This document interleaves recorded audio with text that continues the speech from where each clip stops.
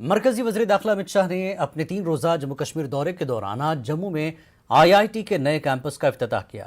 इस मौके पर अमित शाह ने अवामी रैली से खिताब किया। अपने खिताब में अमित शाह ने दावा किया कि दफ़ा 370 की मनसूखी के बाद कश्मीर के हालात में तब्दीली आई है और जम्मू कश्मीर तरक्की की जानिब गामजन है।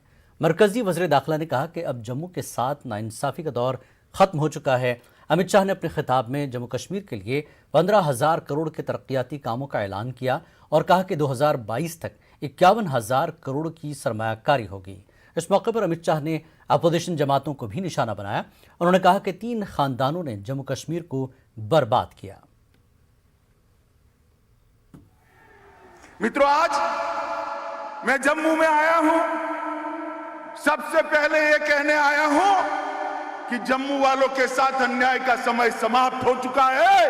अब कोई आपके साथ अन्याय नहीं कर सकता। सालों तक अन्याय झेला है आप, मगर कोई अब अन्याय नहीं कर सकता।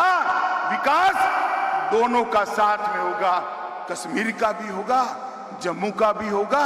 दोनों मिलकर भारत को आगे बढ़ाने के लिए एक साथ प्रयत्न करेंगे।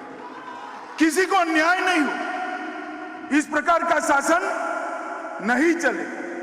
और मैं आज इस भूमि पर जब आया हूं, तब मैं इतना जरूर कहना चाहता हूं कि यहां पर जो विकास का युग शुरू हो रहा है, विकास के युग में खलल पहुंचाने वाले खलल डाल रहे हैं। मगर मैं आप सबको विश्वास दिलाने आया हूं, विश्वास रखिएगा, विकास के युग में कोई खलल नहीं डाल पाएगा। जम्मू कश्मीर के विकास को कोई रोक नहीं पाएगा। मित्रों, 5 अगस्त 2019 को मोदी जी ने एक ऐतिहासिक निर्णय किया। सालों से एक अन्यायी धारा को खत्म किया। 370 और 35 से हटी और जम्मू और कश्मीर के लाखों लाखों नागरिकों को अपने अधिकार प्राप्त हुए। भाई मनोज सिन्हा ने कहा, पहले मेरे सिख भाइयों को, खत्रियों को, महाजनों को भूमि खरीदने का अधिकार नहीं था।